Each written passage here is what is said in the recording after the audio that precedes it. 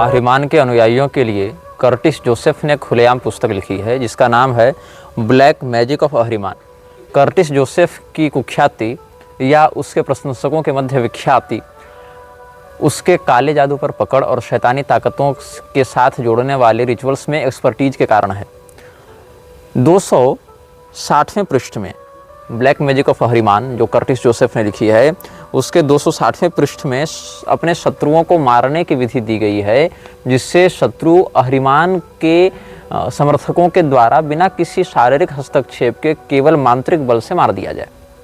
विश्व में किसी पॉलिटिकल रेवल को मारने के लिए या किसी नए उगते हुए उद्योगपति को मारने के लिए जो बिजनेस रेवलरीज हैं या पॉलिटिकल रेवलरीज हैं या जो इंटरनेशनल डिस्प्यूट्स होते हैं जहां पर पता नहीं चलता कि कोई नेता कैसे मरा लेकिन बस मर गया, तो ऐसी जगहों पर जहां पर वो जो रेवल है वो सामरिक रूप से या राजनीतिक रूप से अधिक सक्षम है, जहां सेंधमारी करके उसको किसी कॉन्स्पिरेसी के तहत मारना कठिन हो जाता है, वहां पर इस प्रकार के ब्लैक मैजिकल रिचुअल्स का आश्रय लेकर आहरिमान के अनुयायी उसके ऊपर अभिचार करते हैं। और जैसा कि मैंने आपको बताया था अयानिस्ट के बारे में, तो कुछ लोग मुरुगन शब्द का अर्थ मुझे समझाने आए थे कि तमिल में कार्तिकेय जी को मुरुगन कहते हैं। अरे मूर्खों, तुम जिस बात को हमें बताना चाह रहे हो वो बात हम पढ़ के भूल चुके हैं कितने वर्षों पहले। जिस उम्र में तुम लोग जॉनी जॉनी यस पापा भी ठीक से याद नहीं कर पाते थे, उस उम्र में हम सलमान रुश्दी की सैटेनिक वर्सेज पढ़ चुके थे जब हमारी उम्र 8-9 साल थी। मेरे पिताजी ने लाकर पढ़ाई थी। सैटेनिक वर्सेज हमने 8-9 साल की उम्र में पढ़ रखी थी और रामायण महाभारत इत्यादि तो 6 वर्ष 7 वर्ष जाते जाते हमने पूरी पढ़ ली थी। तो जो तुम्हारे दिमाग में बातें आ रही हैं उनको तुम व्यक्त करो, लेकिन उपदेश देने के उद्देश्य से व्यक्त मत करो। बता सकते हो ठीक है, लेकिन हम पुरुषोत्तम नागेशोक हो, हिंदू राइटर्स फोरम हो या यहाँ तक कि गांधी वध क्यों जैसे इंटेंस पुस्तक को, इंटेंसिटी है कितनी उसमें, जो गांधी के द्वारा किस प्रकार से हिंदुओं के साथ छल किया गया और किस प्रकार से भारत के विरुद्ध अनेक कार्य किए गए, जो आजकल मतलब अगर स्वच्छ दृष्टि से देखें तो सीधा सीधा देशद्रोह है। आप देश की अखंडता के साथ समझौता कर रहे हैं। आज अगर कोई देश की अखंडता के विरुद्ध जाकर कहे तो उस पर देशद्रोह लगता है। यही काम गांधी ने किया, उसको बाप बना रखा है पूरे देश का। गांधी को जनता कब का मार चुकी है, उसको तो सरकार ने जिंदा रखा हुआ है। और वहीं पर आरएसएस और उसके जो प्रखर कार्यकर्ता हैं, आरएसएस में भी बड़े लेवल के कार्यकर्ता नहीं, जो छोटे लेवल के कार्यकर्ता हैं, अधिकारी नहीं, जो वर्कर लेवल पर हैं, स्वयंसेवक लेवल पर हैं, वो लोग गोडसे को जिंदाबाद करते रहते हैं। तो उस उम्र में करीब 7-8 वर्ष की उम्र में हमने नाथूराम गोडसे की पुस्तकें पढ़ी, हमने हंसराज रहबर की पुस्तकें, गांधी बेनकाब, नेहरू बेनकाब और पुरुषोत्तम नागेशोक की पुस्तकें, ये सब हमने पढ़ी थी। हालांकि उनमें बहुत सी बातें हमारे लिए अनुकूल हैं, बहुत सी बातों का हम समर्थन नहीं करते हैं, लेकिन हमारे साहित्य का या अध्ययन का या अलर्टनेस का जो स्तर है वो तुम्हारी अपेक्षा उस उम्र में भी सीनियर था और अभी भी है। जिस उम्र में हम खड़े होकर ये सब बातें बता रहे हैं उसकी तैयारी, उसका बेस ग्राउंड बहुत पहले से तैयार किया गया है हमारे अभिभावकों के द्वारा, जो भौतिक रूप से हैं, और जो हमारे आध्यात्मिक अभिभावक हैं उनके द्वारा भी। तो हम बता रहे थे तुम्हें कर्टिस जोसेफ की जो पुस्तक है ब्लैक मैजिक ऑफ आहरिमान, तो यहाँ पर ये लिखती है कि एक गड्ढा खोदना है, अ होल इज डग। ऐसे मैं पूरी विधि नहीं बता रहा हूँ, इससे पहले और इसके बाद भी बहुत सी विधियाँ हैं, मैं बस कुछ हाईलाइट्स बता रहा हूँ। A hole is dug within the altar which is large enough to contain the candle after it is prepared. This hole should be contemplated as the very grave of all enemies whose lives this baneful power will claim throughout all boundaries of time and space. तुम्हें गड्ढा खोदना है, यह मानते हुए कि मैं अपने शत्रुओं की कब्र खोद रहा हूँ ताकि वो जो ताकत है वो समय और दूरी के आवरण को पार करके उन शत्रुओं के प्राण का अवशोषण कर सके. It is cold, quiet and lonely. Rest assured that if you are compelled to create this candle, you will need it.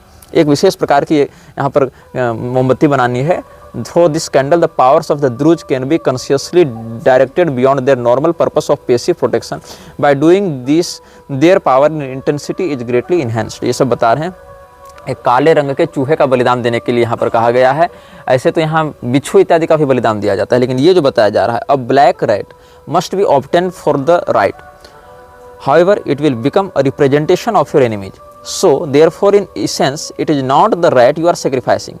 It is to destroy your enemies through backward knowledge before they even cross you. The animal is a representation of their lives being quite literally in your hands. This is a proclamation to the cosmos that your enemies are designed for one purpose, to die as mere rungs on your personal ladder of ascent.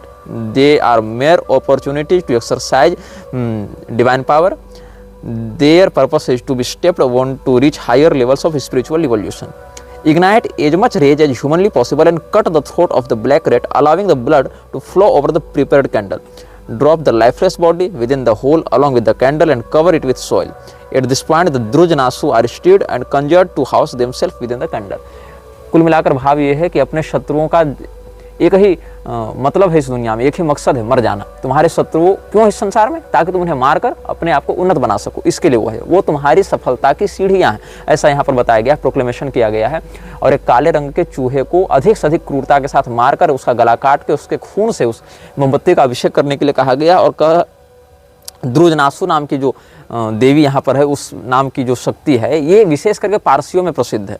ये जो पद्धति है फारसों में, फारस देश में प्रसिद्ध है, या उस प्रकार के मत को मानने वाले लोगों में प्रसिद्ध है, लेकिन मूलतः ये मृक्षराज के ही एक अनुभाग में आता है। I call upon the powers of death and decay through the mouth of Arezura, powers of baneful darkness, I summon you to this unholy temple. I conjure you mighty fly goddess Drujanasu to enter this lamp of death, which will guide the lives of my enemies into utter destruction, for death levels them all according to my will, whether they die as kings upon a throne or poor men lying upon dirt. Drujanasu, fill this lamp of death with your power and essence as I offer my blood upon this gateway of the black earth, so it is done. Your blood is now offered over the surface of soil where the candle is buried. It is left to accumulate power from dark moon to dark moon. Sanskrit में भी द्रुट शब्द है, या द्रुह भी उसको कहते हैं द्वेष के अर्थ में। तो जैसे विप्रद्रुह या विप्रद्रुट या धर्मद्रुट, मतलब धर्म से द्वेष करने वाला, तो उसी का एक अपभ्रंश यहाँ पर द्रुहनासु के रूप में प्राप्त हो रहा है। ये कह रहा है जो अभिचारक है कि हमारे शत्रुओं को मारना ही तुम्हारा उद्देश्य है, चाहे मेरा शत्रु राजा होकर सिंहासन पर मर जाए, मतलब अगर कोई बड़ा राजा है तो वो सिंहासन पर मर जाए, चाहे कोई गरीब आदमी सड़क की धूल फांकता मर जाए, लेकिन उसका अंजाम मौत में ही पूरा होगा, ऐसा ही कह रहा है जो अभिचारक है, ये भावना कर रहा है। तो ऐसी बहुत सी पद्धतियाँ खुलेआम मिलती हैं। जैसे यहाँ क्या कह रहा है एक जगह, एक स्थान पर, I offer my enemy as a sacrifice unto the Drujanasu, claim your prize now by the power of Ahriman and the black and fire of Zorhak and in the name of my own divine power it is done. इस प्रकार से यहाँ पर बातें कही गई हैं और अभिचार को प्रोत्साहित किया गया है। तो तुम्हें नहीं पता, तुम्हें भले म्लेच्छराज में या म्लेच्छराज के गतिविधियों में इंटरेस्ट न हो, but Mlechchharaj has very deep interest in your existence. तो म्लेच्छराज या उसके जो अनुयायी हैं, जो उसके मिनियंस हैं, वो सब इस प्रकार की गतिविधियां करते रहते हैं और कहीं न कहीं इस बात का महिमा मंडन भी करते रहते हैं और अंशतः इसको प्रसारित भी करते हैं। लेकिन इन बातों को वही लोग पकड़ पाते हैं, वही लोग जान पाते हैं, समझ पाते हैं जो गहराई से इस विषय में घुसे हुए हैं, रुचि रखते हैं या इसके विरुद्ध खड़े हैं। दो ही लोग जान पाएंगे, या तो जो उसका अनुयायी बनकर उस बात को अपने फायदे के लिए इस्तेमाल करना चाहेगा, या फिर जो उसके षड्यंत्र को समझकर उसके विरुद्ध खड़ा होने का साहस करेगा। बीच वाला कोई भी व्यक्ति इन विषयों के प्रति न श्रद्धेय हो पाता है, न अभिज्ञ हो पाता है। वो एक ऐसे कुहासे में फंसा हुआ है जहाँ उसको सामने सफ़ेद धुंध तो दिख रही है, लेकिन उस सफ़ेद धुंध के पीछे क्या है, इसकी विजिबिलिटी उसके पास नहीं है। तो जो मुरुगन अय्यान है वो भगवान कार्तिकेय नहीं है। मुरुगन शब्द की साम्यता से अगर कोई उनको कार्तिकेय मान ले, तो क्या रामपाल शब्द की साम्यता से तुम राम जी मान लोगे रामपाल को, या अवधेशानंद शब्द से अवधेशानंद को भगवान श्री रामचंद्र जी मान लोगे? ऐसा नहीं होता है। थोड़ा सा सामान्य विवेक का प्रयोग किया करो और जो हम बोलते हैं उसको ध्यान से सुना करो। ऊपर से सुनोगे कुछ समझ में नहीं आएगा, एक दो पंक्ति को भी स्किप करोगे, एक दो मिनट भी स्किप करोगे तो पूरा विषय तुम्हारे मस्तिष्क से ऊपर चला जाएगा। तो जो अय्यान के अनुयायी हैं, मुरुगन अय्यान के अनुयायी हैं, अयानिष्ट जो स्वयं को कहते हैं, वो पैशाचिक तत्वों को आभिचारिक विधि से जागृत करते हैं और 20 साल के लड़का लड़की के जोड़े को एक बार में ट्रेनिंग देते हैं। उसका जो एक गुरु होगा, जो ऑर्डर का जो मास्टर होगा, वो एक मास्टर एक बार में एक जोड़े को ट्रेनिंग देगा, वो भी 20 साल के लड़का और लड़की को। और ये ट्रेनिंग लगभग 8 से 10 साल चलती है। ऐसे ऐसे अलग अलग ऑर्डल मास्टर्स हो सकते हैं। तो जो ऑर्डियल मास्टर्स हैं वो अपने आप को किसी मठ में या किसी मंदिर में नहीं रखते हैं, ये सब डिसेंट्रलाइज रूप से इधर उधर घूमते हैं और गुप्त रूप से अपना काम करते हैं। हमने बस तुमको संकेत कर दिया कि इनका भी अस्तित्व है और भारत में ही है और भगवान के नाम पर भी ये लोग ऐसा कर रहे हैं। ऐसे दक्षिण भारत में जो मंदिर हैं प्रधानता से मुरुगन स्वामी के, मतलब स्वामी कार्तिकेय के, वो मंदिर इससे जुड़े हुए नहीं हैं। मंदिर अलग सत्ता चल रही है और ये मुरुगन के नाम पर एक अलग सत्ता चला रहे हैं जो भगवान कार्तिकेय वाला मुरुगन नहीं है। फोटो तो कार्तिकेय जी का लगा देते हैं, वराह भगवान और नृसिंह भगवान का भी फोटो लगा देते हैं, लेकिन वास्तव में मुरुगन अय्यान नाम की एक वास्तविक व्यक्ति जो 3500 साल पहले इनका एक प्रकार से प्रॉफिट कह दें वो था, उसके पैशाचिक सिद्धांतों के आधार पर ये लोग कार्य करते हैं। ये कोटिंग एक ऐसा व्यक्तित्व है जिसके विषय में हम पिछले अनुभाग में आपको संकेत कर चुके हैं। शैतानी ताकतों का ऐसा उपासक जिसने अपने अनुभवों पर सार्वजनिक रूप से चर्चा की। यद्यपि ये कोटिंग ने जितनी बातें लिखी हैं, जितनी बातें कही हैं, या उसके जो समर्थक हैं वो जितनी बातों पर विश्वास करते हैं, हम प्रत्येक बात के सत्य होने का दावा नहीं करते हैं। ये उसके निजी अनुभव हो सकते हैं, कुछ उसके उन्मादजन्य अनुभव हो सकते हैं, कुछ वास्तविक अनुभव हो सकते हैं, कुछ उसकी कल्पनाएं हो सकती हैं और कुछ वास्तविकता भी हो सकती है। लेकिन महत्वपूर्ण यह है कि उसका जीवन कैसे प्रारंभ हुआ, उसने कैसे इन अनुभवों को प्राप्त किया और उसने इन अनुभवों को समाज के सामने किस रूप में प्रस्तुत किया। ये कोटिंग एक चाइल्ड प्रोडिजी के रूप में देखा जाता है सैटेनिक रिचुअलिस्टिक लोगों के बीच में, जो पैशाचिक साधनाओं को करते हैं या म्लेच्छराज के विषय में अलग अलग सभ्यताओं का तुलनात्मक अध्ययन करके जानते हैं। यद्यपि उनमें म्लेच्छराज ये शब्द प्रचलित नहीं है। म्लेच्छराज शब्द तो हम लोग आपको समझाने के लिए कहते हैं म्लेच्छों का राजा, तो म्लेच्छराज इस प्रकार से हम आपको संकेत में कह देते हैं। लेकिन उसके और जो प्रसिद्ध नाम अन्य मतांतरों में प्राप्त होते हैं, उन सभी मतांतरों के समीक्षा के बाद ये कोटिंग्स ने बहुत कुछ लिखा है, और जो लिखा है वो 8 वॉल्यूम्स में है। उनमें से कुछ के एक शब्द हम आपको बताने जा रहे हैं। ये कोटिंग जिस समय 12 साल का था, उस समय इसके पिता इसको एक स्थान पर ले गए थे और इसको किसी व्यक्ति से मिलाया। जब मिलाया तो इसके पिता उसके साथ नहीं थे, मतलब इसके पिता ले गए, कार से बाहर उतारा, कहा ये घर दिख रहा है, इसके अंदर घुस जाओ। ये उस घर में गया, फिर उसको वहाँ कोई मिला, उसने कुछ बताया, फिर ये वापस आया। 3 साल तक उस व्यक्ति के संरक्षण में ये ट्रेनिंग लेता रहा, मात्र 12 साल की उम्र में। 12 साल से लेकर 15 साल की उम्र तक इसने 3 वर्ष प्रशिक्षण लिया। और 3 वर्ष इसने प्रशिक्षण कहाँ लिया, उस संस्था का नाम क्या है? वो एक गुप्त संस्था है, वो भी एक पैशाचिक संस्था है जो इस प्रकार के शैतानी गतिविधियों के लिए बहुत कुख्यात है। और वो एक ब्रिटिश संस्था है, उसको कहते हैं ब्रिटिश ऑर्डर ऑफ 9 एंजल्स। और ये जो संस्था है ब्रिटिश ऑर्डर ऑफ 9 एंजल्स, ये केवल ब्रिटेन में ऐसी बात नहीं है, विश्व भर में इसकी शाखाएं हैं। और जो ये कोटिंग का पिता है वो इसी ऑर्डर का जो अमेरिकी प्रभाग है, उस अमेरिकी प्रभाग का एक सदस्य था। मतलब ब्रिटिश ऑर्डर ऑफ 9 एंजल्स ये जो संस्था है उसका जो अमेरिकन सेल है, अमेरिकन सेल में ये काम करता था। और ये अपने साथ ये सब डेमोनोलॉजी और सैटेनिक रिचुअल्स को प्रैक्टिस भी करता था। तो अपने बेटे को भी यही माहौल दिया इसने बचपन से। तो बचपन से घर में वैसी साहित्य थी, बचपन से एंटन लावे की चर्चा चल रही है, बचपन से चर्चा चल रही है एलिस्टर क्रॉली की, बचपन से चल रही है डॉक्टर ड्यू इत्यादि की चर्चा चल रही है, या नेक्रोमेंसी की चर्चाएं चल रही हैं, हाउ टू टॉक विथ डेड्स ये चर्चा चल रही है। तो 12 साल की उम्र जाते जाते ये कोटिंग को बहुत अधिक अनुमान हो गया कि हमारी ये जो चलती फिरती दुनिया दिख रही है, इसके समानांतर एक और भी दुनिया है जो अंधेरे की दुनिया है, काली दुनिया है, और वहाँ पर बहुत कुछ ऐसा चलता है जो इस संसार की गतिविधियों को प्रत्यक्षतः प्रभावित करता है। मतलब एक और भी कोई पैरेलल सत्ता काम कर रही है, ऐसा उसको अनुभव होने लगा। और 12 साल की उम्र में ही, यद्यपि आधुनिक भाषा में कहें तो नाबालिग था वो, हालांकि बुद्धि उसकी चल रही थी, तभी तो उसको योग्य समझ कर ले जाया गया। तो ये जब ब्रिटिश ऑर्डर ऑफ 9 एंजल्स में गया, वहाँ 3 साल ट्रेनिंग लिया, ये घर आया 3 साल का कोर्स करके वहाँ से, तो इसने अपने 3 सहपाठियों को बुलाया, क्योंकि ये आधुनिक शिक्षा भी लेता रहा था और वहाँ तो गुप्त रूप से ट्रेनिंग लेता था।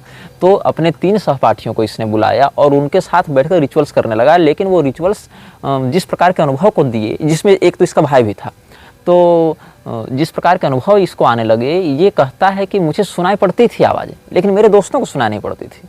मतलब हम लोग जो बैठे रहते थे, हम जो उन स्पिरिट्स का आवाहन करते थे, तो मुझे तो सुनाई देती थी उनकी बातें, मुझे कुछ कुछ अनुभव भी होता था, लेकिन बाकियों को अनुभव नहीं होता था। तो हम समझे कि हर व्यक्ति इन मंत्रों को पढ़कर या हर व्यक्ति ये सिजिल्स का प्रयोग करके सेम कनेक्शन नहीं बना सकता है, जब तक उसका कंसंट्रेशन उस लेवल का नहीं हो या उसमें वो फेथ नहीं डेवलप हो। To generate the faith in sigil and the ins is the main concern for the ritualist।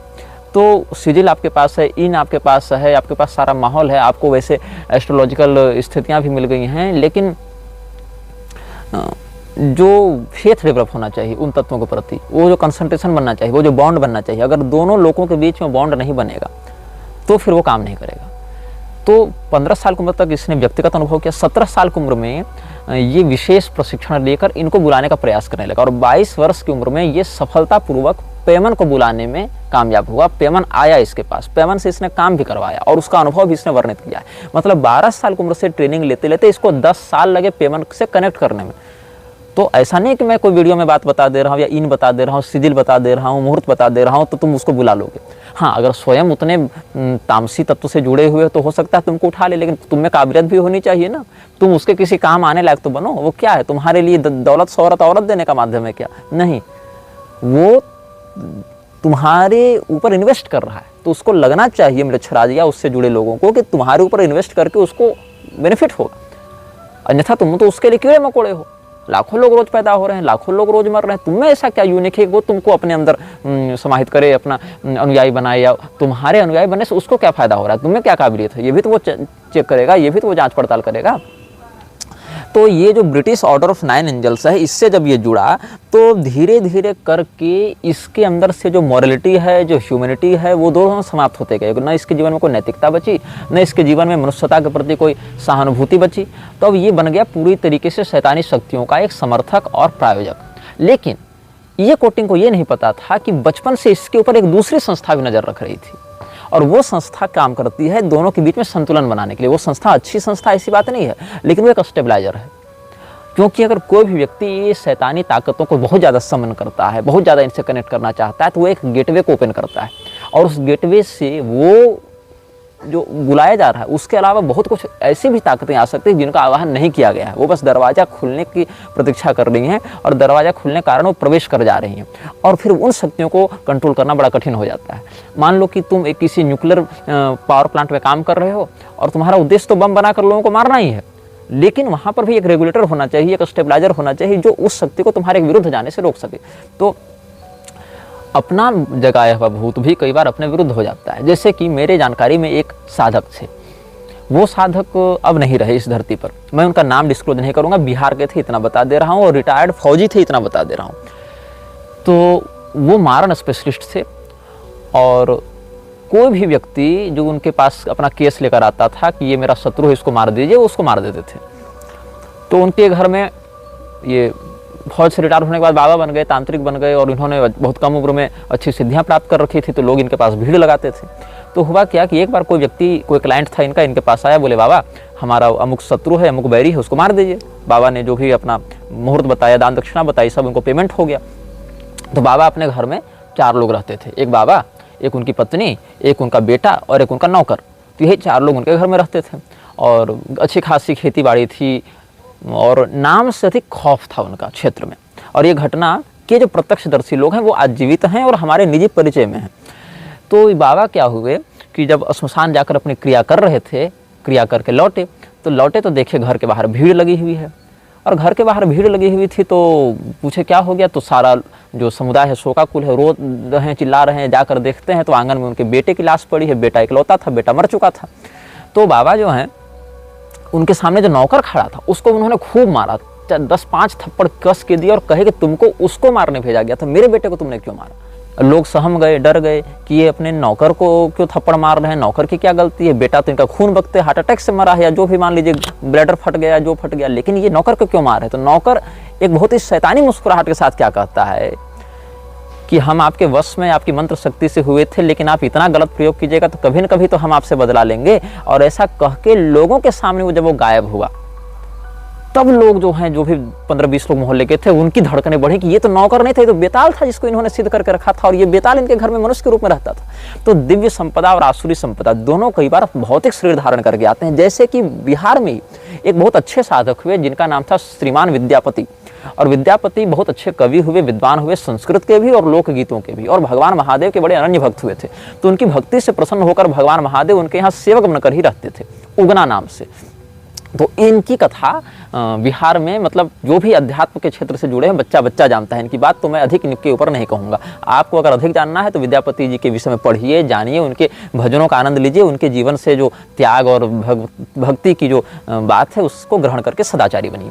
तो कहने का मतलब है कि कई बार संतों के जीवन में भी और पिशाच साधकों के भी जीवन में यह देखा जाता है कि वो जिसकी उपासना कर रहे हैं वो उसके सामने प्रत्यक्ष हो गया। जैसे नरसिंह मेहता के जीवन में भगवान कृष्ण प्रत्यक्ष रूप से आए थे, जैसे सूरदास जी के जीवन में, बिल्व मंगलाचार्य जी के जीवन में, तुलसीदास जी के जीवन में भी कई बार ऐसे घटनाएं हुई कि उनके इष्ट ने उनको अन्य परोक्षतः संकेत में दर्शन दिया, या सेठ बनकर आ गए, नौकर बनकर आ गए, ब्राह्मण बनकर आ गए। जैसे आप सत्यनारायण कथा देखेंगे, वहाँ सतानंद ब्राह्मण को भी एक वृद्ध ब्राह्मण का रूप धारण करके सत्यनारायण भगवान ने मार्गदर्शन दिया है।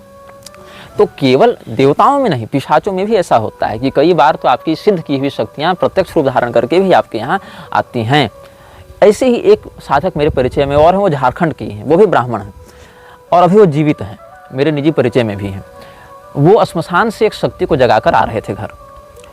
वो और उनकी पत्नी घर में थे, तो पत्नी को उन्होंने कहा था, देखो ये हजारीबाग जिले की बात है, तो उन्होंने कहा कि देखो जब हम रात को श्मशान से क्रिया करके लौटेंगे तो गेट खुला रखना, गेट बंद मत करना, ठकठकाना मत, गेट खुला रखना, बस ऐसे लगा देना, अंदर कुंडी मत लगाना, बस दरवाजे की पल्ले जो हैं उसके वो सटा देना और सो जाना, तुम रात को जगना मत। मैं कुछ करने जा रहा हूँ, किसी को मैं लेकर आऊँगा तो वो शक्ति जिसको भी सामने देखेगी उस पर हावी हो जाएगी और सामने वाला शायद उसके पर आक्रमण को झेल ना पावे। तो बाबा ने जब ऐसा निर्देश दिया तो उनकी पत्नी सो गई, लेकिन गलती क्या हुई, चूंकि मौत आई हुई थी उनकी, तो वो दरवाजे को कुंडी समेत लगा देते हैं। और बाबा जब श्मशान से अपनी क्रिया करके लौटे तो उन्होंने दरवाजा ठकठकाया और उनकी पत्नी आधी नींद में उठी और गेट खोली, और जैसे खोली वैसे वो शक्ति उन पर हावी हुई और वो गुजर गई उनकी पत्नी। वो बाबा उस घटना के बाद पागल हो गए थे और बहुत बाद में ठीक हुए, और वो भी मेरे निजी परिचय में हैं। तो हालांकि हमारी मुलाकात एक दो बार ही हुई, लेकिन वो अभी जीवित हैं। हालांकि अब वो उतने सक्रिय नहीं रहे, उसके बाद फिर उन्होंने क्रियाएं छोड़ दी। तो आभिचारिक शक्तियों को जो लोग अपने वश में रखते हैं, नियंत्रित रखते हैं, उनको यह ध्यान रखना चाहिए कि किसी भी प्रकार से हम उनका दुरुपयोग न करें। हमारी जानकारी में एक साधक हैं, अब तो बहुत वृद्ध हो गए, मरणासन अवस्था में आ गए और ये सब काम छोड़ भी दिया। वो उन्होंने क्या किया था, उनके पास मारण की शक्ति थी, वो आटे का सर्प बनाते थे। वास्तविक सर्प कहीं किसी घर में निकल जावे तो सर्प को अपने मंत्र की शक्ति से बांध कर रखते थे, मोहित करके रखते थे, वो सर्प भाग नहीं पाता था। और उसके सामने एक आटे का सर्प बनाते थे, उस आटे के सर्प में एक माथे पर फन बना के लाल सिंदूर इत्यादि लगाते थे और उसके माथे को जैसे जैसे फाड़ते थे वैसे वैसे वो वास्तविक सर्प का मस्तक विदीर्ण होता था, तड़प के वो मरता था। बहुत गलत काम है, कितना पैशाचिक कृत्य है, कितना क्रूर कृत्य है। परिणाम क्या हुआ, निसंतान रहे जीवन भर। अपने जीवन के बहुत दीर्घ काल बीतने पर जब उस समय कुंभ इत्यादि कुछ लगा था तो वहीं दर्शन नहाने इत्यादि गए थे, कोई महात्मा मिले, बड़ा ये रोए गए उनके पास कि महाराज कुछ कीजिए, हम तो बहुत अत्याचार किए। और सर्प का जो शाप लगता है वो सीधे वंश पर असर करता है, मैंने देखा है। मेरी जानकारी में एक ब्राह्मण थे, वो जहाँ भी सर्प देखते लाठी लेके मार देते। उनका एक ही पुत्र हो पाए, वो भी मरते मरते बचा, तो बाद में फिर उनको बहुत पछतावा है इस बात से। लेकिन ये तो तमाशा करके मंत्र शक्ति का दुरुपयोग करते थे, क्रूरता करते थे, तो इनकी संतान नहीं हो रही थी। बाद में फिर इनके जो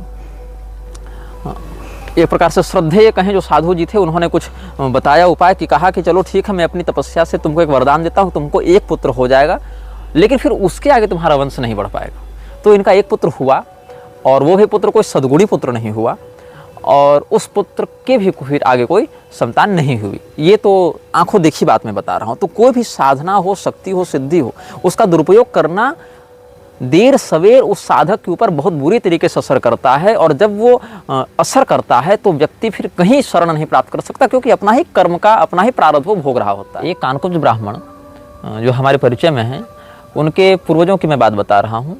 इस घटना के वो भी प्रत्यक्षदर्शी रहे हैं। उन्होंने कोई सिद्धि कर रखी थी और जब वो अपनी मृत्युशैया पर थे तो उन्होंने कहा कि मेरी शव यात्रा में 2 अर्थियाँ चलेंगी। एक अर्थी तो मेरे साइज की और एक लगभग 21 हाथ लंबी अर्थी चलेगी, तो उतने लंबे लंबे बांस कटवा के तुम रख लेना। और दोनों चिताएं साथ चलेंगी और दोनों से भस्म लेकर गंगा जी में प्रवाहित करना, और जो प्रवाहित करेगा वो पीछे मुड़कर नहीं देखेगा। ये उन्होंने बताया था, क्योंकि उन्होंने कुछ ऐसी शक्ति की साधना कर रखी थी जो उनके साथ साथ जाती आगे यात्रा में।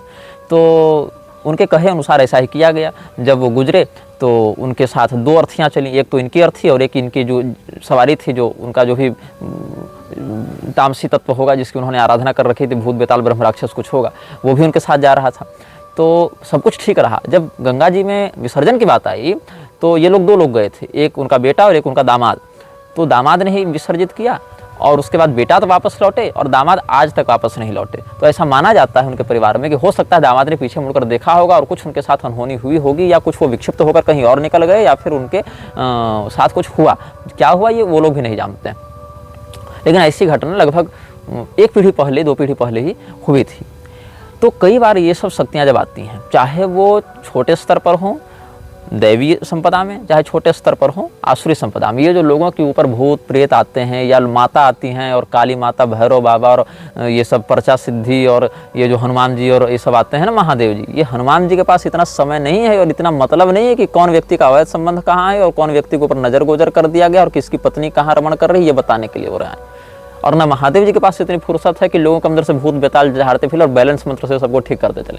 ये देवताओं के नाम पर विशुद्ध पाखंड किया जा रहा है, जो कि मूर्ख लोग जो साधनात्मक पद्धतियों से और देवताओं की कार्यप्रणाली से अवगत नहीं है, उनके ऊपर हावी होने के लिए एक ट्रिक के रूप में प्रयोग किया जाता है। और मीडिया तो मोनालिसा की आंखों में घुसी जा रही है, तो वो तो इन बातों को हाईलाइट करेगी। मीडिया तो बहुत बड़ी शातिर संस्था है, जिसको आपको नंगा करके भी अगर उसको पैसा मिल रहा है तो आपको नंगा कर देगी, खुद नंगा हो जाएगी।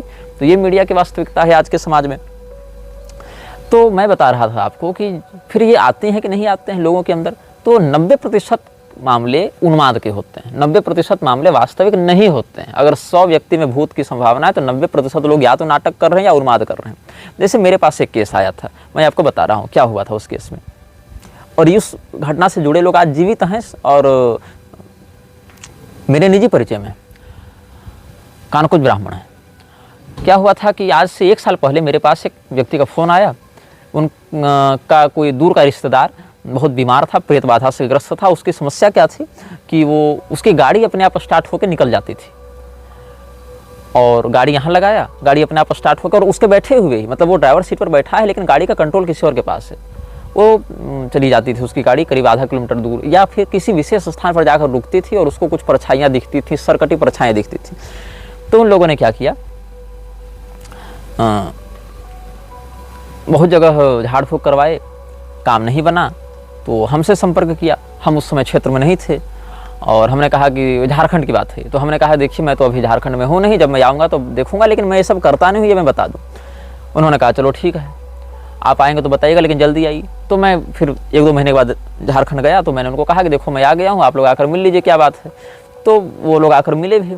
मैंने कहा कि देखिए मुझे तो इसके केस में उतनी गंभीर बात नहीं लग रही है जितनी होनी चाहिए, आप लोग हमें संदेह ही झूठ बोल रहा है। उन्होंने कहा नहीं झूठ नहीं बोल रहा है, हमारा बेटा बहुत सीधा साधा, रेलवे में नौकरी भी करता था, ठीक ठाक कमाता था और अपने गाड़ी इत्यादि भी नहीं खरीदा था सब। मैंने कहा अच्छा ठीक है, ऐसा करो कि पवित्रता पूर्वक सात्विकता पूर्वक आप आएँ, और जनेऊ इत्यादि तो पालन करते नहीं थे वो लोग, जैसा कि आजकल का फैशन है, व्रात्य भी हैं और अभक्ष्य भोजी भी हैं और मांस इत्यादि का भी व्यवहार करते थे शायद। तो हमने कहा ये सब पहले बंद करो, पहले शुद्ध होकर आओ, तब हम किसी प्रयोग में प्रवृत्त होंगे। तब तक हमने उनको कहा कि तब तक आप ट्रेनिंग रखिए इस प्रकार के सदाचार की, बाद में हम देखेंगे। फिर हम भी बाद में चले गए। उसके बाद उन्होंने बिहार के किसी तांत्रिक से संपर्क किया। बिहार के तांत्रिक ने उनको बुलाया और कहा कि उस गाड़ी में आप 4 रसगुल्ला रख दीजिए सफ़ेद वाले और गेट बंद कर दीजिए और हम यहाँ से अपनी क्रिया करेंगे। उन्होंने किया भी। उस कार के अंदर सीट पर 4 रसगुल्ले रख दिए और गेट बंद कर दिया, या जो भी संख्या थी रसगुल्लों की, 4 या 2 या मान लीजिए, लेकिन 1 से अधिक ही थे। तो वहाँ से वो अपना क्रिया प्रतिक्रिया में लग गए और जब कहा कि अब दरवाज़ा खोलिए कार का, कार के अंदर कोई था नहीं। जब कार का दरवाज़ा खोला गया तो डिब्बे में से 2 मिठाई खाई हुई थी और 2 बाकी मिठाई मसली हुई थी, मतलब जैसे किसी ने उसको टच किया हो और खाया हो, इस टाइप से था। ये लोग डर गए और बोले कि अब क्या करें। तो उन्होंने कहा ठीक है, हम यहाँ से अपनी जो झाड़ फूँक है विद्या कर देते हैं, आपका बच्चा ठीक हो जाएगा। कोई किसी की हत्या हो गई थी, उसी का प्रेत इसके पीछे लग गया है। तो फिर वो ठीक हो गया बच्चा। फिर बच्चे ने दावा किया कि 1-2 महीने के बाद कि नहीं, फिर से मुझे दिख रहा है, फिर से मेरी गाड़ी ख़राब हो जा रही है, फिर से गाड़ी ऑटोमेटिक स्टार्ट हो जा रही है, ये हो रहा है। और फिर लोगों ने मुझसे संपर्क किया। तो मैं उस समय था झारखंड में। मैंने कहा अच्छा चलो आ जाओ एक बार हम भी देख लेते हैं। तो हमने उसको भगवती वन दुर्गा का एक पाठ सुना दिया और पवित्र अभिमंत्रित जल से तीर्थोदक से उसको हमने अभिषिक्त भी कर दिया, थोड़ा सा मस्तक पर डाल दिया। फिर कहा जाओ पवित्रता पूर्वक रहना, शुद्धता पूर्वक रहना, भक्ष्य भक्षण इत्यादि मत करना। फिर 1-2 महीने शांत रहा। फिर 1-2 महीने के बाद कहता है कि फिर मुझे दिखाई पड़ रही है, फिर मुझे ऐसा हो रहा है। मुझे संदेह हुआ उस पर। वो तो क्या है, तो कहा इस बार मैं गाड़ी से जा रहा था तो मेरे सामने वो प्रकट हो गया, मैंने उसका फोटो खींच के रखा है। मैंने कहा अच्छा चलो फोटो भेजवाओ।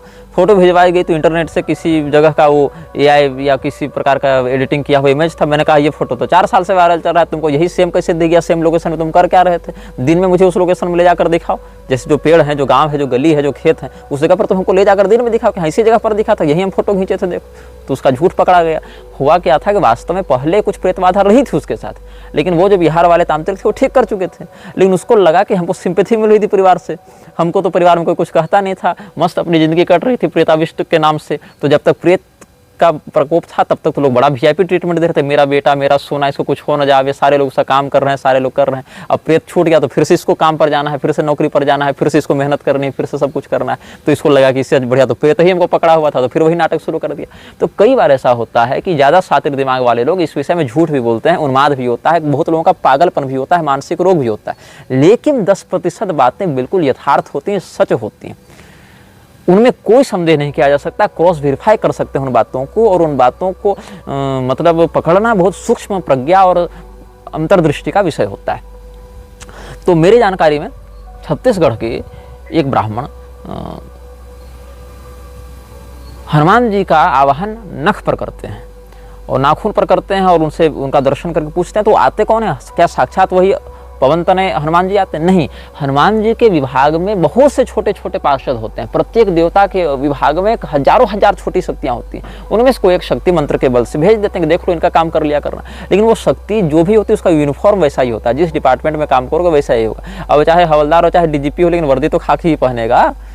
तो वैसे ही वो भी उसी प्रकार से हनुमान जी के ही स्वरूप में आते हैं। जो देवी के पार्षद होते हैं देवी रूप में आते हैं, जो भैरव जी के पार्षद होते हैं भैरव रूप में आते हैं, जो शिव जी के, जो राम जी के, जो हनुमान जी के, सबके तद्वत देवत होते हैं। यहाँ तक कि धुंधुकारी प्रेत भी जब मुक्त होकर गया तो विष्णु रूप में अपने दिव्य धाम को गया है, वो भी पार्षद स्वरूप में गया है। तो लगता ही हनुमान जी आए हैं, भैरव जी आए हैं, साक्षात काली मैया आई हैं, लेकिन वो काली मैया नहीं होती, महाविद्या काली नहीं होती हैं, वो आदिशक्ति काली नहीं होती हैं।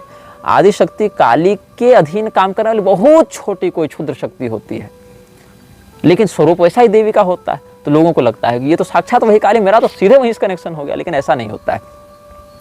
उनके जैसी दिखने वाली, उनके विभाग में काम करने वाली कोई शक्ति उनके आदेशों से ये काम करने आ जाती है, ये बात होती है। तो यही प्रजा सिद्धि वालों का भी हाल है। नहीं तो ये बताओ, जितनी भी गलत बातें ये लोग बताते हैं, शास्त्रों के विरुद्ध आचरण करते हैं, शास्त्रों के विषय में अनभिज्ञता प्रदर्शित करते हैं, अशुद्ध उच्चारण करते हैं, या मनमौजी बातें बताते हैं, या लोगों के षड्यंत्र को नहीं समझ पाते हैं, नेताओं की चापलूसी करने में भक्ष भक्षण में लगे रहते हैं, क्या हनुमान जी की सिद्धि साक्षात ये काम करवा रही? नहीं।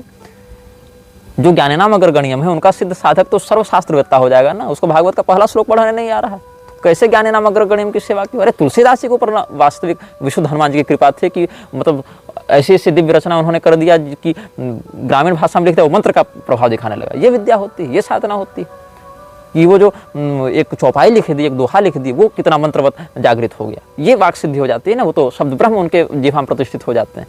तो उन पर हनुमान जी की कृपा मानी जाएगी, जो वास्तविक हनुमान जी की कृपा। इन लोगों के ऊपर हनुमान जी के विभाग में आने वाले किसी क्षुद्र शक्ति की बात हो सकती है, ऐसी पर्चा सिद्धि वाले आपको यूट्यूब में सैकड़ों मिल जाएंगे, लेकिन उनको मीडिया टीआरपी नहीं मिली, उनको प्रमोशन नहीं मिला पॉलिटिक्स के द्वारा, इसीलिए वो प्रसिद्ध नहीं हो पा रहे हैं। बस इतनी सी बात है। बाकी ये सब काम तो पंडोखर वाले और बहुत पहले से करते आ रहे हैं, 50-50 सालों से ऐसे सुनने में आ रही बातें।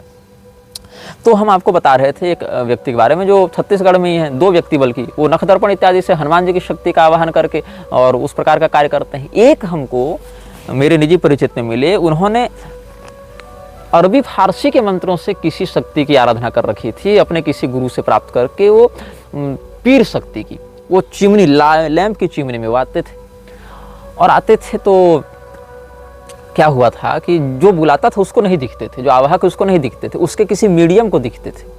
जैसा कि हमने किसी आवाहन वालों में बताया कि मीडियम भी रखना पड़ता है, तो उसको दिखते थे। और इनके छोटे बेटे को दिखते थे, इनको खुद नहीं दिखते थे। तो 8-10 साल की उम्र के बच्चे को दिखते थे, और एक दो कभी कभी बड़े लोगों को भी दिख जाते थे, जिनकी बातनी नज़र खुली होती है या इस प्रकार की जो छाया वाले होते हैं उनको दिख जाती। तो सबसे पहला इन्होंने प्रयोग क्या किया था, इनकी बहन के दामाद घर से भाग गए थे, घर वाले बड़े परेशान थे, इनको पता ही नहीं था क्या था। तो इन्होंने सोचा आज उस मंत्र को टेस्ट करते। उन्होंने उसको बुलाया, वो चिमनी में आया, जो इनका इष्ट था, जो पीर था वो आया। और वो पीर जो है वो इनको नहीं दिखता था, लेकिन किसी पड़ोसी को दिखने लगा। 10-5 लोग बैठे थे, बोले हाँ हाँ दिख रहा है। बोले क्या ऐसा स्वरूप है? बोले बिल्कुल ऐसा स्वरूप है। तो कहा कि भाई पूछो उनसे कि जो राग भोग देना था, भोग इत्यादि दे के उसका स्वागत करके फिर कहा कि पूछो इनसे कि वो हमारे बहन के दामाद कहाँ भाग गए हैं। तो पूछा गया तो बताया कि विंध्याचल चले जाओ, वहाँ अमुक मोहल्ले में अमुक होटल के अमुक कमरा में वो ठहरा हुआ है। बस तुरंत ये उनका विसर्जन करके सीधे निकले विंध्याचल, और उसी मोहल्ले के उसी कमरे में, उसी होटल के कमरे में उसको पकड़े अपने बहन के दामाद को, कहा कि यहाँ कैसे, बोले आपको इन्फॉर्मेशन कैसे मिली, तो बोले यहाँ से मिली।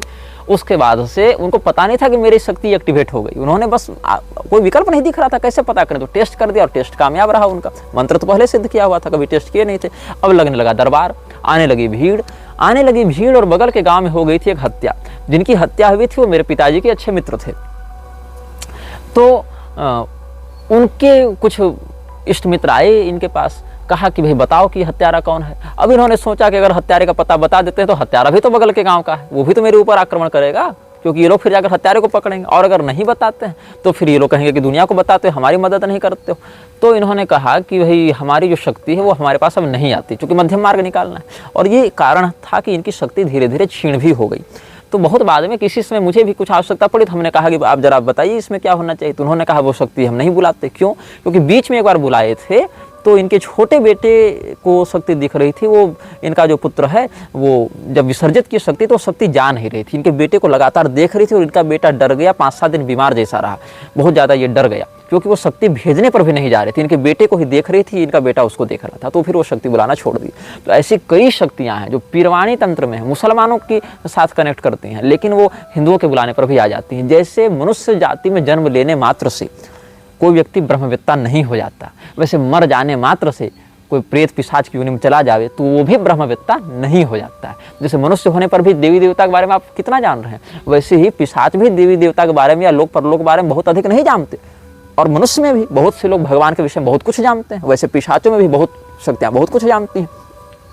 तो कई बार जैसे कोई जीवन भर मुसलमान रहा या ईसाई रहा, तो मरने के बाद आवश्यक नहीं कि वो सीधे जान जाएगा कि क्या वास्तविकता ब्रह्मा विष्णु महेश और इंद्र और वरुण कुबेर चंद्रमा दुर्गा काली क्या है, ये जान जाएगा, ऐसी बात नहीं है। वो उसी मानसिकता में फंसा रहेगा, उसी पिशाचत्व से ग्रस्त रहेगा, उसको लगेगा अल्लाह ही सब कुछ है, गॉड ही सब कुछ है, यहोवा ही सब कुछ है, और उस समय कुरान की या बाइबल की बातों को वो प्रामाणिक मानते हैं, उनसे डरेगा, उनसे भयभीत होगा। ऐसा भी होता है। जैसे मैं आपको एक छोटा सा उदाहरण और देता हूँ, ये भी मेरे निजी जीवन से परीक्षित बात है, बिहार की बात है। मैं उस व्यक्ति का नाम यहाँ डिस्क्लोज नहीं करूँगा, वो व्यक्ति मुझे जानते हैं लेकिन मैं उनको पहचानता नहीं हूँ, क्योंकि यूट्यूब में वीडियो मेरे आते हैं और कई बार मेरे प्रवचनों को उन्होंने सुना है, तो वो मुझे जानते हैं, लेकिन मैंने उनकी केवल चर्चा सुनी है। तो हुआ क्या था, एक हिंदू ने किसी दूसरे हिंदू से घर खरीदा था, ये बिहार की बात है, गया औरंगाबाद के पास की बात हुई कहीं की। तो एक हिंदू ने किसी दूसरे हिंदू से घर खरीदा था। घर खरीदने के 10-15 दिन के अंदर ही, मतलब शिफ्टिंग के 10-15 दिन के अंदर ही उसके घर में भयंकर उत्पात होने लगे, भयंकर उपद्रव होने लगा और उठापटक होने लगी सामग्रियों की। बड़े बड़े ड्राम उठा कर पटक दिए जाते। उन्होंने बहुत वेरीफाई किया, कुछ पता नहीं चला, तो बहुत तांत्रिकों को बुलाया, बहुत झाड़ फूक कराई, बहुत खर्चा भी हुआ, लेकिन 1-2 दिन 10 दिन शांत रही स्थिति, फिर वो स्थिति बिगड़ जावे। तो इन्होंने सोचा अब क्या करें। तो ये जो व्यक्ति जिनका मैं उदाहरण देने जा रहा हूँ वो कोई विशेष साधक या तांत्रिक नहीं है, लेकिन चालबाज व्यक्ति हैं, दिमाग बड़ा चलता है उनका। जैसे ओम शास्त्री आए थे ना अमेरिका से, जब मंदी का टाइम था, बराक ओबामा के टाइम, ओम शास्त्री आए थे, तो भैया जी ने उनको किडनैप कर लिया। तो ओम शास्त्री ने कहा कि भैया हमारे पास पैसा नहीं है, हमको कहीं जाकर एडवांस डिपॉजिट कर दो। तो वो ले गए उसको अली भाई के पास, अली भाई बेच दी, मुन्नी मैडम के पास, मुन्नी मैडम उनको बेच दी धनंजय सिंह के पास। तो एडवांस डिपॉजिट होते गया। तो क्या कहा बीच में कि भाई इनका दिमाग बड़ा चलता है, बात सुन लो। तो ये मास्टर साहब का दिमाग भी बड़ा चलता था। इन्होंने कहा तुम घर किससे खरीदे थे? कहा उससे खरीदे थे। ये सीधे उसके पास गए, पूछे तुमने घर बनवाया कब था? बोले हम बनवाए नहीं थे, हम भी रेडीमेड खरीदे थे। बोले किससे? तो उसने एक मुसलमान से घर खरीदा हुआ था, मतलब तो उस मुसलमान से जाकर कांटेक्ट किया गया, तो वो तो मर चुका था, 40 साल पहले की बात है, तो मर चुका था। अब उसके 20 साल बाद ये आया, फिर घर बेचा इसने। तो उसके परिजनों ने बताया कि हाँ वो घर हमारा ही था। तो बोले कि वहाँ ऐसी ऐसी बातें हो रही है, क्या बात है वहाँ पर? बोले कि नहीं नहीं, हमारे आंगन में ही एक कब्र है और हम लोग उस कब्र को कुछ कुछ अवसरों पर धूप दीप किया करते थे, तो उस कब्र की पूजा तो बंद हो गई कई वर्षों से, तो वही अब जगह होगा, उत्पात कर रहा होगा। तब इन्होंने कहा अच्छा ठीक है। तो इनको पूरी हिस्ट्री पहले पता चली कि what's the root cause of problem, उसके बाद ये आएंगे सोल्यूशन पर। तो सोल्यूशन क्या दिया इन्होंने? कहा कि खर्चा तुम्हारा थोड़ा एक बार और होगा, मोटा पैसा लगेगा, लगभग 40-50 हज़ार खर्चा होगा, लेकिन स्थायी समाधान हो जाएगा। क्या समाधान करना है? तो समाधान ये कहे कि 40-50 हज़ार रुपया लाओ, तुम्हारे लिए विशेष कुछ करेंगे। पता नहीं इन्होंने क्या क्या नहीं किया, लेकिन जो काम इन्होंने किया वो बड़ा मज़ेदार है। ये गए एक व्यक्ति के पास, शूद्र वर्ण के व्यक्ति के पास, जो सूअर का व्यापार करता था। उसको जाकर उन्होंने कहा ऐसा करो, अपने सूअर के कुछ मुट्ठी बाल हमको दे दो। बोले बाबा ये क्या कीजिएगा? बोले तुम दो तो पहले, कितना रुपया चाहिए? बोले कि हम जिंदा सूअर 10,000 का बेचते हैं, बाल का क्या बोल रहे हैं, बाल की कीमत? बोले लो 10,000 रुपया या 5,000 जो भी था, केवल बाल हमको दे दो। तो बाल ले जाकर उसको बढ़िया से ताबीज बना के और उसी कब्र के चारों ओर उन्होंने गाड़ दिया। और इस घटना को घटे आज लगभग ये घटना 2004-5-6 के आसपास की, आज लगभग 20 साल बीत गए, वो प्रेत फिर नहीं जगा मुसलमान का, क्योंकि सूअर के बाल से उसको घृणा थी और सूअर के बाल से उसकी कब्र का कीलन कर दिया इन्होंने। खर्चा कितना लगा? ऐसा देखें तो कोई खर्चा नहीं, बस दिमाग लगाना है, कनेक्शन जोड़ना है। तो ऐसा नहीं कि कोई मुसलमान मर गया तो उसको त्रिलोकी का ज्ञान हो गया, कोई ईसाई मर गया उसको त्रिलोकी का ज्ञान हो गया। क्या कोई हिंदू मर रहा है तो क्या उसको ब्रह्म ज्ञान हो जा रहा है? नहीं, वो भी अधोगति में प्राप्त होकर बहुत कुछ भटक रहा है। तो अन्य जो लोग सनातन के इतर परंपरा वाले हैं वो भी मर जाएंगे और मरने के बाद उनको पता चलेगा कि हेल हेवन कुछ नहीं है, जन्नत कुछ नहीं है, नरक थी जहन्नुम कुछ नहीं है। तो ऐसा नहीं होता है। तो मैं बता रहा था कि इस्लाम, ईसाईयत इस समय क्या है, जैसे आपने 1000 पुण्य किए और 999 पाप किए, तो 999 पाप का संतुलन बन जाएगा 999 पुण्य से, और एक अतिरिक्त पुण्य बचा तो आपको मिलेगा हेवन या जन्नत। और इसका उल्टा हो गया, अगर पाप एक बढ़ गया तो आपको मिलेगा जहन्नुम, नरक, वो मैनेज हो जाएगा। और वो भी अनंत काल के लिए मिलता है, उसमें इन्फिनिटी में जाता है, उसका कोई अंत नहीं है। ये उनके यहाँ उदाहरण है। लेकिन सनातन में क्या कहते हैं? सनातन में स्वर्ग इत्यादि लोगों को ब्रह्म भुवना लोक का पुनरावर्तन, यहाँ तो कहते हैं ब्रह्मलोक की प्राप्ति होने के बाद भी, ब्रह्मलोक मतलब परम पद वाला नहीं, ब्रह्मा जी का जो रजोगुण प्रधान लोक है वो ब्रह्मलोक, जहाँ से सृष्टि प्रवर्तन का कार्य करते हैं वो, जहाँ पर ब्रह्मोपासक लोग जाते हैं, ब्रह्मा जी को इष्ट रूप में पूजन करने वाले जो सकाम वृत्ति से आराधक हैं वो जिस ब्रह्मलोक में जाते हैं, वहाँ से भी व्यक्ति वापस आता है, ऐसा भगवान गीता में उद्घोष करते हैं। और स्वर्ग आदि की बात रही तो तेतम भुक्त्वा स्वर्गलोकम विशालम क्षीणे पुण्यमर्त्य लोकम विशंति। हमारे यहाँ पाप का बिल्कुल अलग विभाग है, पुण्य का बिल्कुल अलग विभाग है। पाप का खाता ही अलग है, पुण्य का खाता ही अलग है। यही कारण है कि राजा नृग ने जितने दान दिए, जितने धर्म दिए, उस दान धर्म के कारण वो गिरगिट की योनि में जाने से बच नहीं गए। वो पाप का सेपरेट अकाउंट बनता है और पुण्य का अलग बनता है, और दोनों ही भोग से नष्ट किए जाते हैं। तो प्रारब्ध को नष्ट करने के दो ही उपाय होते हैं, या तो आप उसका सुख दुख प्राप्त करके भोग लें, या फिर उससे संबंधित शास्त्र में बताए गए विहित प्रायश्चित को करके उसको संतुलित कर लें। दो ही बात है, या तो जुर्माना दें या तो दंडित हो। तो दंडित होना भोग हो गया, और जुर्माने के रुपया मान लीजिए प्रायश्चित हो गया कि हम शास्त्र में बताए विधान के अनुसार उसके लिए तपें और तपस्या के माध्यम से उसको भस्मीभूत करें उस प्रारब्ध को। तो दो ही बात है। और अगर वो नहीं कर सकते तो फिर पूरा पूरा भोगना पड़ेगा आपको। अथवा फिर मध्यम मार्ग जो है, जो कि और जैसे ईड़ा पिंगला के बीच में सुषुम्ना भी होती है ना ब्रह्मगामिनी, तो वो मार्ग क्या है कि क्षीयमते चास्य कर्माणि तस्मिन् दृष्टे परावरे, कि परब्रह्म का साक्षात्कार हो जावे। लेकिन ब्रह्मबोध के बाद भी पूर्वकृत प्रारब्ध व्यक्ति को बाधा देता है। जैसे आपने गोली चला दी, उसके बाद बंदूक को फेंक दिया, तो बंदूक को फेंक देने से चलाए हुई गोली रुक जाएगी, ऐसी बात नहीं। चलाए गए तीर के धनुष से मुक्त होने के बाद लक्ष्य वेद से पूर्व यदि आप धनुष को भंग भी कर देते हैं तो इससे धनुष के भंग होने से जो मुंचित बाण है वो अपने लक्ष्य से भटकेगा नहीं। तो ब्रह्मज्ञान होने से पूर्वकृत प्रारब्ध पूर्णतया शमित हो जाएगा, ऐसी बात नहीं है। घटनाएं तो घटित होंगी, लेकिन व्यक्ति चूंकि देहाभिमान से परे हो चुका है, इसीलिए उन घटनाओं से होने वाले सुख दुख आदि के अंतःकरण में व्याप्त होने के बाद भी आत्म तत्व से उसका अनुभव नहीं करता है, उपभोक्ता नहीं बनता है। ये बात वहां पर है। तो ये थोड़ा गूढ़ विषय हो गया, और हमारे दर्शक मुझे नहीं लगता अभी इस प्रकार के विषय के लिए तैयार हैं। हम आपको बता रहे थे ईए कोटिंग के बारे में। तो ईए कोटिंग जो 12 साल का लड़का अपने पहले से एक secret society British order of 9 angels के लिए काम करने वाले, उसकी अमेरिकी सेल के लिए काम करने वाले अपने पिता के मार्गदर्शन में जाता है ब्रिटिश ऑर्डर के पास, और वहाँ पर 3 साल ट्रेनिंग लेता है, फिर 2 साल उसका अभ्यास करता है, और उसके बाद पैमन इत्यादि शक्तियों को बुलाने का प्रयास करता है, जिसमें पैमन में तो सफल भी हो जाता है। और उसके बाद उसको शैतानों के प्रति इतना आकर्षण हो जाता है कि उनको बुलाकर वो अपनी नौकरी बढ़वाने लगता है, पेमेंट बढ़वाने लगता है, बहुत कुछ आर्थिक लाभ लेने लगता है, बहुत उत्पात मचाने लगता है, जो कि अनैतिक और अमानवीय भी माने गए हैं। लेकिन इसके ऊपर एक संस्था की और दृष्टि थी। उस संस्था का नाम है ऑर्डो असिनसम एटरनालिस। ऑर्डो असिनसम एटरनालिस एक ऐसी संस्था है जो संतुलित मात्रा में शैतानी शक्तियों को रेगुलेट करती है। मतलब ये रेगुलेटरी संस्था है। मतलब संसार में शैतान तो हैं, उनके उपासक भी हैं, मृक्षराज के काम को आगे बढ़ाना भी है, लेकिन हम उस काम को आगे बढ़ाने में अपना घर न फूंक डालें। ये कहने का मतलब है ऐसा रावण न बन जाए कि हनुमान जी की पूंछ जलाने के चक्कर में पूरी लंका जला दी लेकिन हनुमान जी के पूंछ का बाल न जला। तो ऐसा नहीं बनना। तो ये रेगुलेशन लाती है। ये क्या है? ऑर्डो एसिनसम एटरनालिस ये संस्था। इस संस्था से 3 लोग इसके पास आते हैं, जो पिछले अनुभाग में हमने बताया था 3 लोगों ने गुप्त पांडुलिपि दी थी। ये 3 लोग, इन लोगों के नाम इत्यादि भी हम बताएंगे और ये भी बताएंगे कि कैसे इसने गेटवे खोल दिया था दोनों लोगों के बीच में। द स्पिरिचुअल वर्ल्ड मतलब आध्यात्मिक वाला स्पिरिचुअल नहीं, जहाँ स्पिरिट्स बिलोंग करते हैं, मतलब वो जो एक पैरानॉर्मल डायमेंशन है, उस डायमेंशन में जहाँ पर ऐसी शक्तियाँ वास करती हैं जो न तो देव कोटि में आती हैं न मनुष्य कोटि में आती हैं, उनके बीच में फंसा हुआ जो डायमेंशनल वर्ल्ड है, वहाँ जो एग्जिस्ट करती हैं ऐसी शक्तियाँ जो आतुर हैं यहाँ पर आकर किसी शरीर के अंदर प्रविष्ट होकर अपनी वासनाओं को, अपनी कुंठित इच्छाओं को पूर्ण करके अपनी शक्तियों को एक्सरसाइज करने के लिए, उन शक्तियों को खोलने के लिए इसने गेटवे खोल दिया था। गेटवे इत्यादि में भी जो बीज इत्यादि हैं वो सब गेटवे, उसका जो सिजिल है, उसका जो आकर्षण बल है, वो सब बताएंगे। और भारतीय हिंदू संस्कृति के परिप्रेक्ष्य में उसका क्या स्थान है ये भी आपको हम बताएंगे समय अनुसार। धैर्य धारण करके सुनते जाएंगे आप। ये विषय बहुत लंबा चलने वाला है, ये श्रृंखला सैकड़ों एपिसोड में बनने वाली है।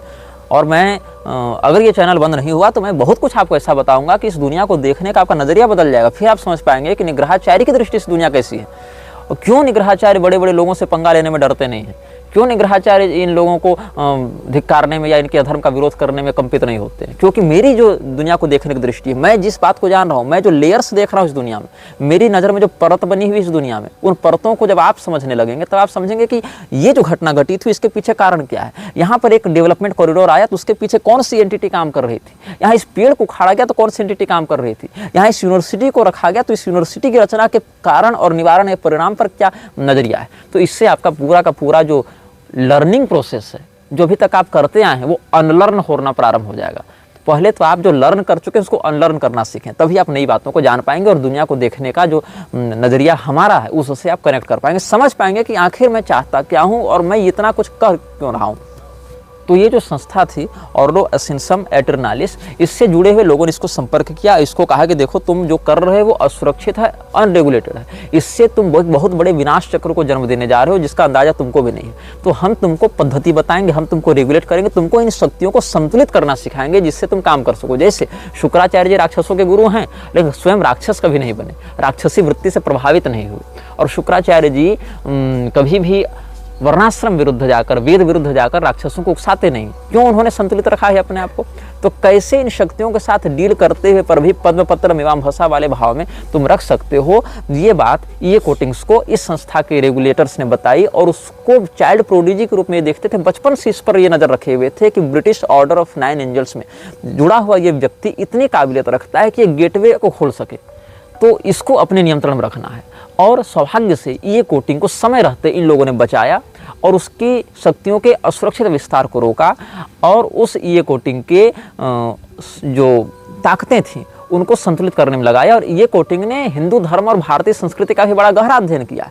और मैं पूरे दावे तो नहीं करता उसकी बातें कितनी सच हैं, लेकिन काफ़ी मामलों में ये कोटिंग एक ऐसा व्यक्तित्व मेरी दृष्टि में अभी है, प्राप्त जानकारी के अनुसार, जो शैतानी ताकतों के साथ डील करता हुआ पर भी मृक्षराज की संस्था में सक्रियता से जुड़ा होने के बाद भी कहीं न कहीं एक रेगुलेटर का काम कर रहा है, जो कि उन शैतानों को अमर्यादित रूप से पूर्णतया हावी होने से रोकता है। क्योंकि समय से पहले कुछ भी हो जाने से दिक्कत है।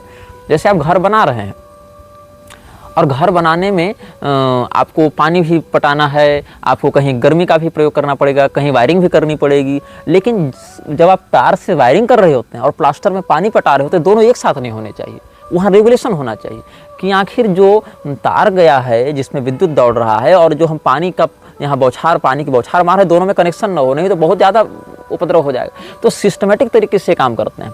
तो मृक्षराज के काम को ये आगे तो बढ़ाते हैं, लेकिन अभी उसकी गतिविधियों को रेगुलेट करके उसके पूर्णतया विध्वंसक प्रभाव को नियंत्रित करते हैं ताकि ये शक्तियाँ अनियंत्रित ना हो जाएं। जैसे अश्वत्थामा ने ब्रह्मास्त्र चला दिया, उस ब्रह्मास्त्र का परिणाम क्या हुआ? अश्वत्थामा के भी पक्ष में नहीं आ पाए। तो वहाँ एक रेगुलेशन की आवश्यकता पड़ती है कि हम ऐसे भी विनाशकारी शक्तियों को उन्मुक्त न कर दें कि भविष्य में हम ही इनको कंट्रोल न कर पाएं। तो इससे हमें क्या लाभ लेना है? जब तक मृक्षराज की ये पैशाचिक शक्तियाँ रेगुलेशन के अंदर हैं, क्योंकि उसको रेगुलेटेड करना मृक्षराज की भी मजबूरी है, मृक्षराज की मजबूरी है। नहीं तो मृक्षराज खुद ही उन शक्तियों को नियंत्रित नहीं कर पाएगा, वो शक्तियाँ उन पर हावी होने लगेंगी तो उसकी शक्तियों के माध्यम से वही काल कवलित होने लगेगा। इसीलिए बम बनाने वाले व्यक्ति का हाथ भी बम बनाते फूट सकता है ना, अगर रेगुलेटेड ना हो प्रोसेस तो। इसीलिए हमें क्या करना है, जब तक ये शक्तियाँ रेगुलेटेड हैं या कोई रेगुलेटरी बॉडी काम कर रही है, तो काम क्यों कर रही है? ताकि वो सिस्टमेटिक रूप से हमें तबाह कर सके, लेकिन वो प्रोसेस अभी थोड़ा सा स्लो है अपेक्षाकृत। तभी तक हम खुद को तैयार करके उनके खिलाफ एक मजबूत मोर्चेबंदी खड़ी कर सकें, अगर सामाजिक रूप से न सही तो कम से कम व्यक्तिगत रूप से। इसीलिए श्रृंखला को हम समय रहते बना रहे हैं, आप तक पहुंचा रहे हैं। आप लोग देखें, समझें और अधिकाधिक चिंतन पूर्वक वो तत्व को समझने का प्रयास करें जहां तक हम आपके मस्तिष्क को जगाने का प्रयास कर रहे हैं। इसके बाद के अनुभागों में हम आपको ये कोटिंग्स से जुड़े हुए अनुभव बताएंगे कि उसको क्या फील होता था, कैसे उसने ये रिचुअल्स किए और उसने कैसे वर्ल्ड ऑफ फ्लेम के बारे में, किंगडम ऑफ फ्लेम के बारे में जाना। किंगडम ऑफ फ्लेम का अर्थ है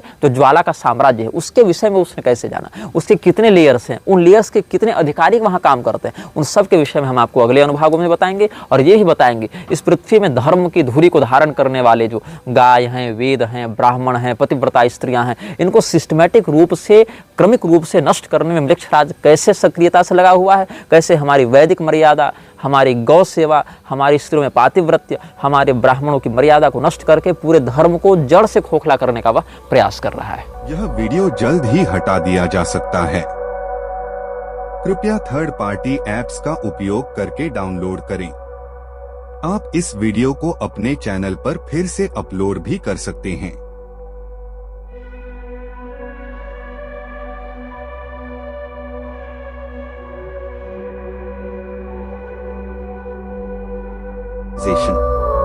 This video may get deleted soon.